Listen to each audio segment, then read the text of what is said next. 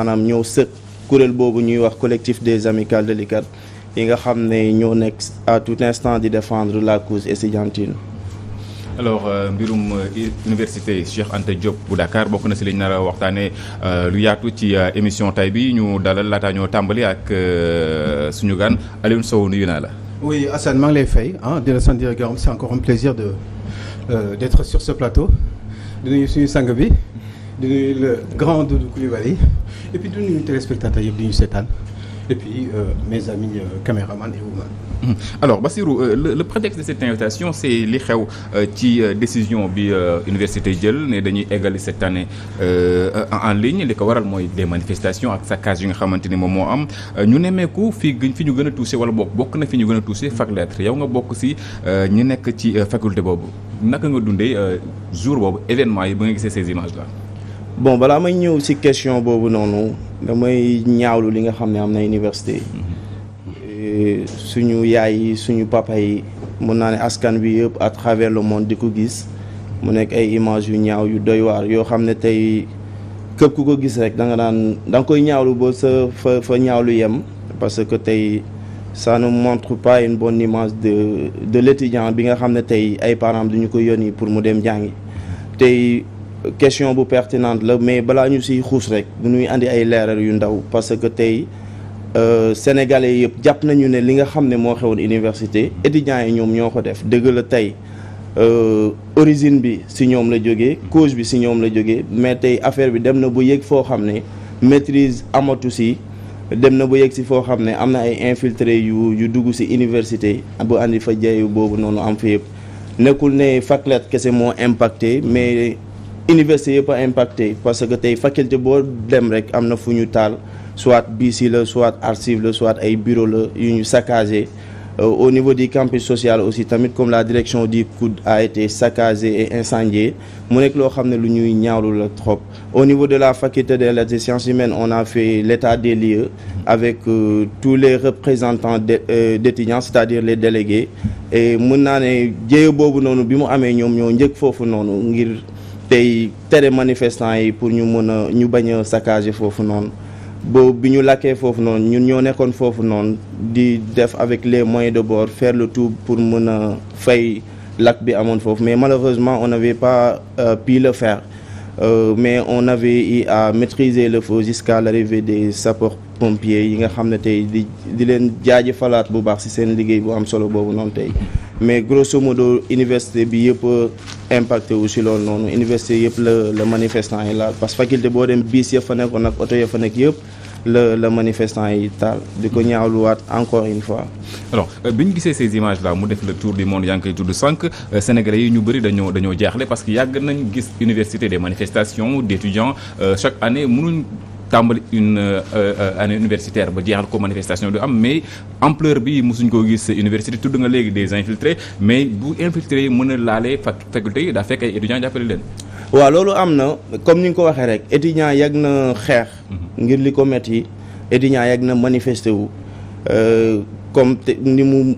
daan amee à chaque fois gars yi duñ doon wàcc ci terrain bi jàmmarloo ak takk der yi. woo journalistes yi suñ ñëwee tey ñu wax li nga xam ne mooy suñu naqar pour opinion publique nationale bi mën ñu dëgg et que autorités yi mën a andi ay saafara ci suñu ay jàmbat mais bii passé comme ni ngeen ko gisee tey am na ay étudiants yoo xam ne mos nañu fi ñàkk seen ay bakkan yoo xam ne c'était des combats universitaires c'était des combats nationaux yi nga xam ne toutes les universités du Sénégal ñoo ko doon mëne te pourtant kenn mësula yàq bureau kenn mësula incendier dara donc lii nii tey su amee donc on doit se poser la question est-ce que c'est réellement les étudiants qui ont posé cet acte-là mu nekk loo xam ne tey li ko andi lépp mooy procès Ousmane Sonko à chaque fois su doon am aussi tamit du ñuy gis ñaari camps yi maanaam ceux qui sont du parti du pouvoir ak ceux qui sont de l'opposition di jàmmarloo ñi nga xam ne ñoo nekk pouvoir doon dox ci stabilité campus social ñi nga xam ne aussi tamit ñoo nekkoon dans l'opposition tamit comme am nañu seen droit tey bu ñu amee lu leen naqari ay étudiants lañu mënuñu dem feneen di fa manifester wu université la ñu am foofu noonu la ñu mën a manifester wu mais da ngay gis à chaque fois bu ñuy def loolu day am ñoo xam ne ñooy taxaw di jouer le rôle de police ce qui n'est pas du tout normal li nga xam ne duñ koy ñaawlu parce que am na sécurité COUD y a la police aussi donc tey je pense bien que ne ñooñu noonu ñoo war a def loolu mais pas ay étudiants comme ñoom loolu noonu moo waral lii yëpp ñoom itam bon ñu yàgg leen a xoxtal ñu dem ba siisu tey wàcc avec la masse dem ba foule bi kenn mënatu ko maîtriser gars yi daji porte yi après si la ñu bon infiltré yi si nañu duggee université boo jayee boobu noonu yëpp am si. alors Doudou le mot infiltré depuis 2021 li ñu koy utiliser dafay bëri lool si suñuy manifestations yi am Sénégal que ça soit si gouvernement bi seen conférence de presse yi ñuy def pour expliquer ce qui se passe un peu au Sénégal tey li xew université moo boobu la ñu utiliser waat des infiltrés ngir justifier ko est-ce que à un moment donné bu ñu jàppee 2-3 ans que ni infiltré am na Sénégal bu mën a yàq wu doy nii daa fekk ñu leen waroon téewuñu leen daa xam nga Sénégal suñuy analyser globalement ay situation ñoom effet bi rek la ñuy xool mais du ñu jël les causes lointaines et immédiates gis nga sur le cas spécifique de l'université universitaires yi les étudiants ñu ci gën a bëri man damay expliquer nag du ma justifier may wax xam nga Sénégal la neexul waxal da ngay wax mu ne gis nga kii nee na d'accord na si dama ne loolu li am dafa am ba pare man j'essaie d'expliquer de comprendre le phénomène ce qui s'est passé. li nga jàpp ne moo tax. waaw ba pare may proposer souvent des solutions pour que mu bañ a amati. xam nga ma def digression bu ndaw man nee naa man Sénégal. bu ñu taalee bus Dakar Dem Dikk autorités yi ñoo tax ñu taal Dakar Dem Dikk xam nga lu tax nañu jël tous les bus de Dakar Dem Dikk def ko vert jaune rouge bu ñu taalatee benn bus man ma rembourser ko mais qu'est-ce qui s'est passé ce qui s'est passé que ni nit ñi dañoo am dans leur subconscient que ni léegi Dakar Dem Dikk daf fi nekk boo xam ne comme bras armé politique Ablaye Wade moo ñëw def ko bleu jaune Parti socialiste defoon ko verte ñu ñëw def ko marron beige te léegi li may expliquer chaque jour mooy ñu nga dans la stratégie de la terre brûlée conscience dootul amati xam nga ñu bëri ñu ngi ne BRT bi waaw ak école yi ak université bi su ngeen ko taalee seen yëf ngeen taal. effectivement. mais xanaa ñoom dañu xamul ni dans le subconscient des Sénégalais gëmul ni bu économiser micro bii xam nga boo ko économiser tey boo ko yàqee Walfadjri da koy jëndaat remplacer ko Sénégalais dafa gëm ni moom lii bu ko yàqul tamit affaire bi du ñëwaat ci moom xaw ma ndax fi ngay waxee yéen est-ce que loolu mën nañ ko transposer ci li xew université. mais exactement xam nga dans la stratégie de la terre brûlée boobu may wax noonu li am mooy université les étudiants on les étouffe ñaar ñoo leen di étouffer. muy ñaan mooy les nervis du coude yaa ngi dégg ñu wax qui sont des bras armés du directeur nga xam ni pour beaucoup de choses man dem naa fekkee concert u casserole bi ñu jàkkaarloog booy ni leen du ngeen fi concert de casserole bi leen masse bi ëppee doole la ñu daw reculer mais dañ ko bëggoon étouffer am na benn marche bu waroon démarrer buntu université il y a de cela 2 ans à 3 ans ñan ñoo ko yàq opposition moo ko waroon def avec Y'en a marre ñu war a commencer buntu université jëm poste Médine ñan ñoo xeex ak gars yi c'est les étudiants de Benno Bokk Yaakaar ak les nervis du coude ñoo xeex ak gars yi ci buntu bi léegi étudiant bi ngeen étouffé ko étouffé ko fi pendant lu muy def yëpp saa yu defee benn affaire léegi bés bu toogee ba si yàgg mu yeewu moom mu am doole dans cette stratégie de la terre brûlée wax naa leen encore une fois je ne justifie pas j'explique li may expliquer mooy ñoom dootuñu xoolati lii faculté la lii bibliothèque la ak keneen bu dem buy attaquer BRT bi moom du jàpp ni lii alalu réew mi la parce que dafay jàpp ni même su ma ko yàqulee alal du ñëw si man parce que y a des gens qui se sucrent comprendre moo la qui se sucrent te lépp loo leen économiser seen poche lay demaat du demaat si poche nation bi loolu mooy perception xam nga nit du li nga def si décision nit du li nga tabax perception dafa am solo mooy man ma gëm ni kii may wax ak nii jàkkaarloog moom kii étudiant la li may wax dëgg la si moom te moom moo représente étudiant yi mais su fekkee man dama am perception ni moom du étudiant du gars yi ñoo ko yónni automatiquement débat bi ak maag moom day faussé. La perception est plus importante que la réalité. D'accord. Alors Aliou li ñuy dégg si Doudou wax ko sànq Bassirou Tine wax ko mooy à chaque fois qu'il y a ay manifestations biir université on voit deux camps yu taxaw est-ce que du surpolitisation si je peux le dire comme ça bu l'espace universitaire moom moo tax ñu egg fii tey. Mais c'est une évidence. C'est une évidence parce que association des étudiants républicains, association des étudiants pastéfiens, association des étudiants progressistes, association des étudiants et encore des associations des étudiants. maanaam parti politique principaux parti politique yi nekk ci réew mi yëpp Assane Gueye am nañu seeni quoi nu mu tudd seeni ay nit ay étudiants ci biir université bi. mais université loolu politique yàgg na si université mais mosuñu egg extrême yi. mais c'est parce que lu bees moo fi egg façon de faire de la politique aussi depuis 2010 2012 2008 9 10 allez 10 ci la problème yu bari commencé ci la ay yenn façon waxin politique commencé ci la yenn yu bari commencé ci la yenn toji ñi daan na fi am mais toji ñi. Moi je ne pense pas que ce soit une raison parce que mbir mi dafa am couleur rek dama koy yàq perception on doit avoir un certain niveau de maturité bu ñu war a permettre ñu xàmmee parce que ay étudiants lañu ay mag ñooy def yàquteef yu mel noonu xale yi ànd ak ñoom si. mais Aliou est-ce que maturité boobu ngay wax tamit warul am si njiit ñi nga xamante ni ñoom ñooy jël le bien public. def ko à leur non mais maturité moo amul si suñu réew mi à tous les niveaux ku nekk ak sa niveau. ñële li ñuy def ñële dañuy fayonte xale yi nekk nii ñoom Macky Sall seen génération bi ñoom ñoo nekkoon fii dans les années 88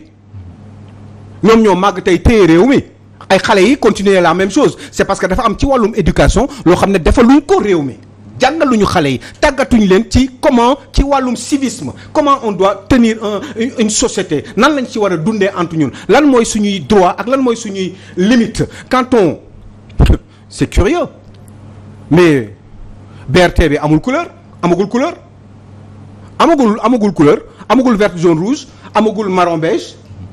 mais toj nañ ko je ne pense pas que ça soit véritablement le problème ci wàllum couleur wàllum maturité la ci ñun ñoo am problème dans ce pays là problème mu éducation problème mu jikko problème mu haine entre nous problème mu waxin am na ay wax yoo xam ne sax ci homme politique yi de quelque bord que ce soit mooy génn mooy loolu ci façon yarin xale yi la parce que xale yi bu ñuy màgg di dégg yenn wax yi Assane Gueye forcément yooyu la ñuy màggee mais en même temps c'est normal parce que nee naa la ñi fi nekk ay président di jiite yor nguur gi léegi yor ay responsabilités mais ñooñu ñëpp ñu si genn wàll yëpp ay étudiants la ñu woon à l'université donc jikko bi ak yarin bi ñun loolu la ñu xam à mon sens il faudrait qu'on change complètement de paradigme surtout ci côté éducation il faut que ñuy wax ak réew il faut ñu xam lan mooy defar sa réew il faut que ñu xam lan mooy yàq BRT il faut ñu xam ne lan mooy yàq Dakar Dem Dikk parce que Dakar Dem Dikk boo ko yàqee xam nga ni li la ci war a ak nu mu mënti demee ce n'est pas une raison même si le gouvernement même si l'État gouverne mal même si l'État gère mal le pays on n'a pas le droit de casser des choses parce que xam nga lu tax même li ñu jot a sax donte as tuut sax parce que quand on fait mal au moins on a fait un tout petit peu de bien même avec du mal même dans du mal il y a un tout petit peu de bien parce que début mal am na commencement mal c'est pas xaw ma ndax ni ngeen ma dégg commencement mal c'est pas il y a pas de mal là-dedans booy commencer intention tout de suite nit day baax au départ mais dafa am yoo xam ne ci biir société bi mooy tax ñuy am benn haine am yenn attitude am yenn comportement yi parce que seen environnement moo leen ko jox mais environnement bi Assane. mais est-ce que bu côté bu bon est-ce que bu dee moom moo ëpp il ne s'agit pas du doon droit si ñi nga xam ne ñoo jàkkaarloo ñoom ñu leen stop. non mais ñun ñëpp la. mais c'est une confusion. mais dégg nga ne la ñun ñëpp la ñoo mel noonu. entre ñun la dañuy xoolante en chien de faïence c'est que ñële dañuy gouverner rek mais bu changé mais nan nga mën a expliquer mais li amoon na fi en 2012. beneen sens bi pas à ce niveau-là. non d'accord day gën a yokk parce que nit ñi dañuy gën di am haine et puis y a des ay baat yu bees yu commencé di gën surtout que dëkk bi day gën di metti nit ñi di gën injustice di gën a am ci réew mi mais yooyu yëpp Assane ça fait en sorte que ni forcément les gens. au lieu ngeen éduquer leen doo leen tal sax éduquer yaa ngi population bi peuple les gens là qu'est-ce qu'ils font les chefs de famille là ci mais kenn éduqué tul kenn parce que yaa ngay juddu màgg xaw a débrouiller tuuti am jabar am ay doom say doom màgg mais li ngay tal tu as d'autres priorités nekk ñu et puis sur le plan éducationnel ci université mais jàngaluñu boy ay bagages ñu xam ni Dakar Dem Dikk boo ko cassé wala BRT boo ko tojee loolu yëpp mais ñun suñu pertement la parce que de toute façon tôt ou tard yow mi ko toj mais est-ce que amul ñuy jiite réew mi nii ñu la mën ñëpp mën nañ la waatal ni mosuñu toj dara bi ñu nekkee étudiant. d'accord ñi jiite réew mi laa wax de Assane. alors dinañ dëkkaat ñu ñëw Bassirou dellu université man personnellement bi ma gisee image li ma wax mooy dina jafe ñu sauver cette année là mais malgré tout autorité wu université yi fas yéene nañ teg ay solutions bokk na ci enseignement à distance vous en tant qu'étudiant est-ce que pare ngeen pour modèle boobu. ok ça c'est la vraie question quoi parce que temps yi yëpp gis nga ça fait l'objet des débats à l'université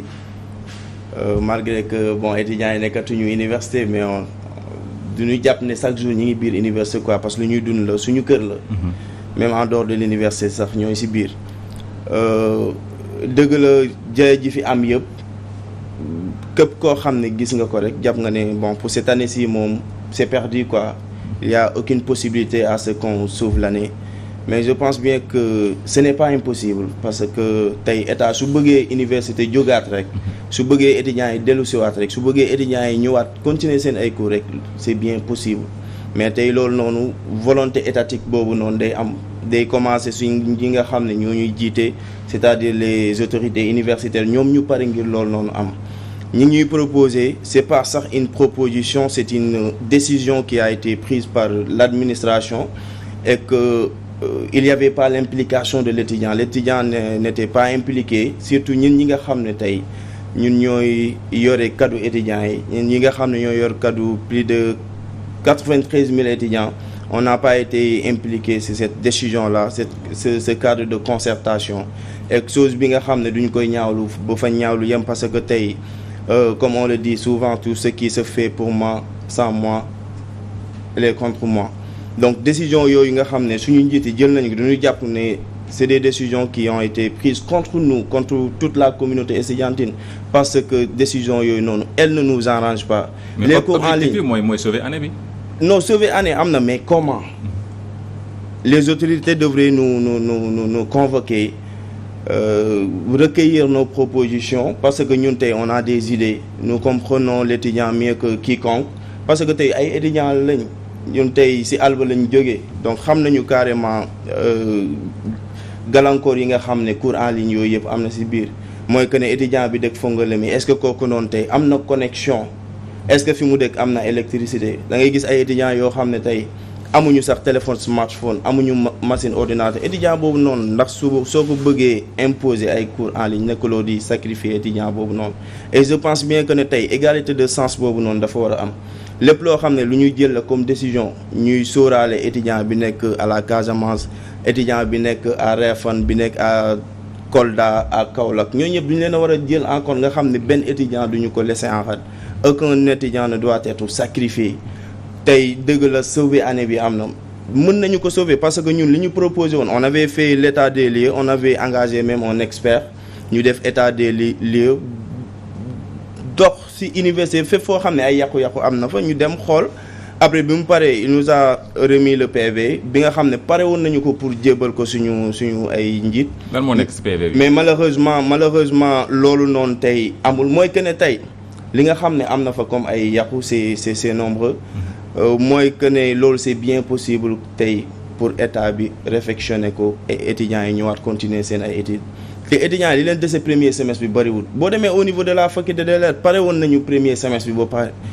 am na ay départements yu bari mën naa ne 4 départements moo dese woon pour def examen yeneen départements yi pare woon nañu seen ay examen ba pare boo entamé woon le deuxième semestre boo demee au niveau de la FASEC c'est la même chose à la FM Po presque c'est pareil donc tey je pense bien que c'est bien possible qu'on sauve l'année tey gars yi tey dëgg la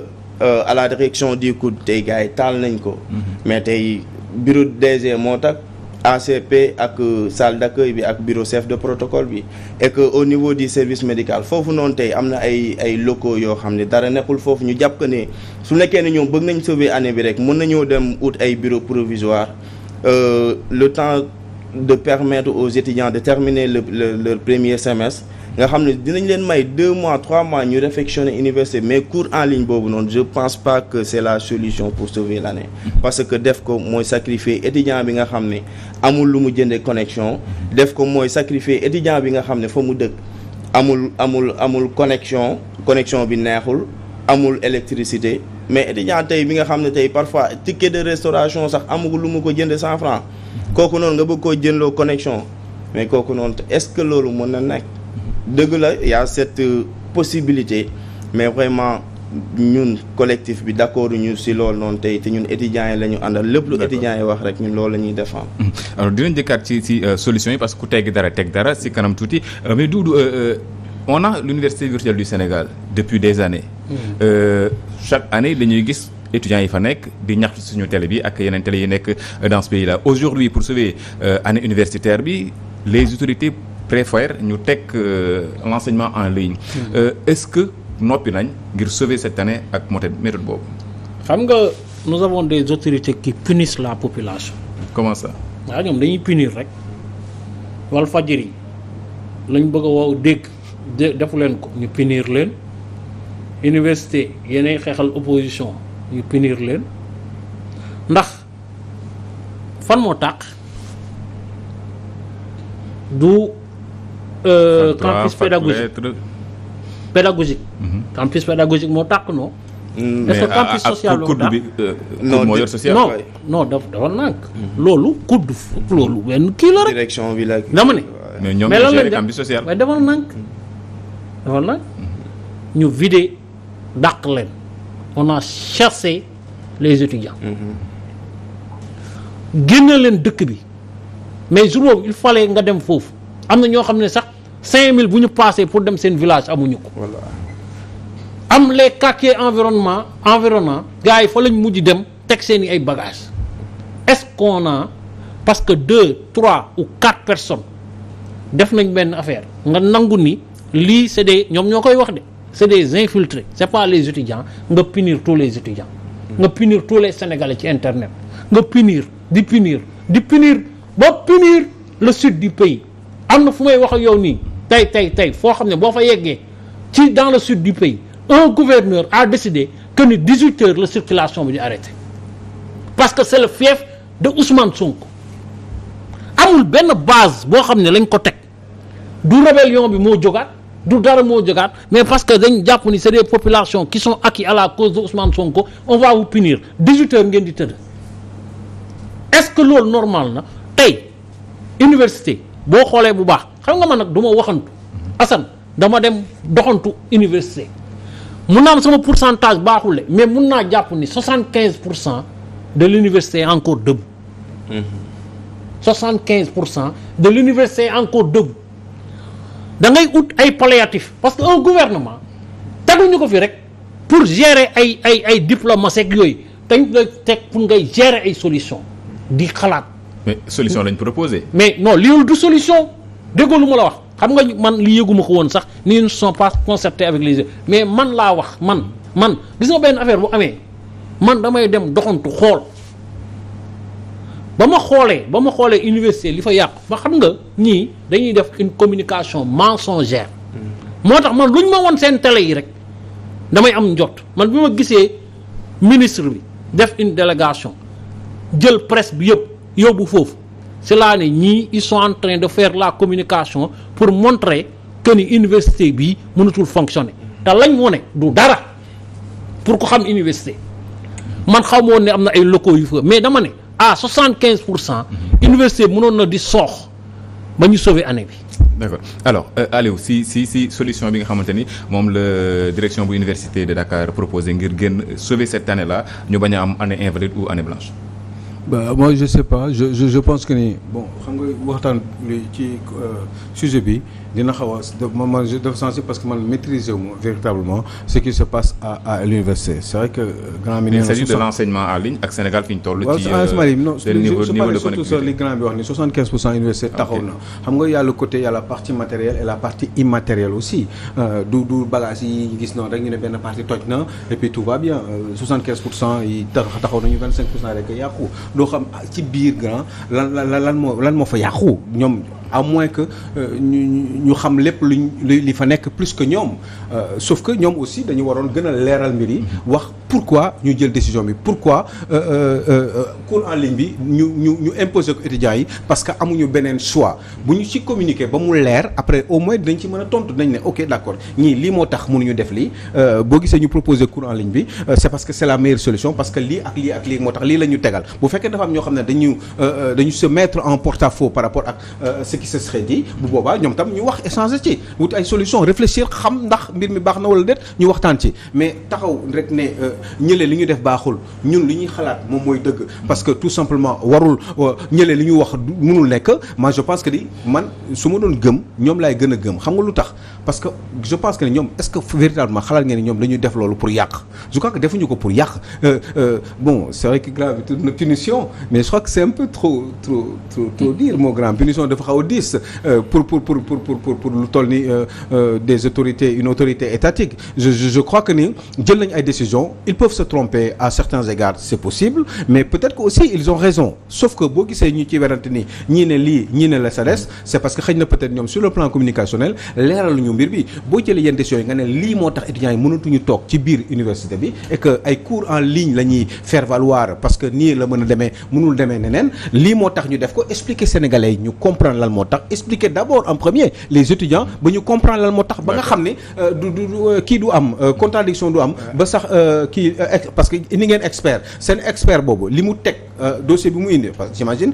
boo defee expertise da ngay def benn rapport indi ko rapport d'expertise boo ko indee peut-être lan la ñu bind ci rapport bi véritablement par rapport à ce qui a été décidé au niveau donc de cette autorité étatique lan la muy kudd lan la ñu opposé ko waxtaan ci mais nii wax dëgg yàlla fu ñu nekk li ñuy wax ni xam nga mooy lan mooy expert bi joxe na rapport am certainement parce que wax na ñu invité ngeen ko ba mu def rapport am rapport bi ñun li ci nekk mënuñu ko xam ba mu leer ni tey jii nii ba mën ci wax état bi ñoom tam communication bi defuñu ci li ci war dëgg pour expliquer véritablement ana lu tax ñu jël yenn décisions yi notamment cours en ligne et puis mën a passer examen yi ñeneen nee nañu comme grand bi ak certainement d'autres personnes nee nañu université bi waroon na mën a continuer di dox parce que 25% ci ay dégâts yàqul dara mais 25% ci dégâts c'est des dégâts qui sont visibles et les dégâts qui sont pas visibles ci wàllum kii bi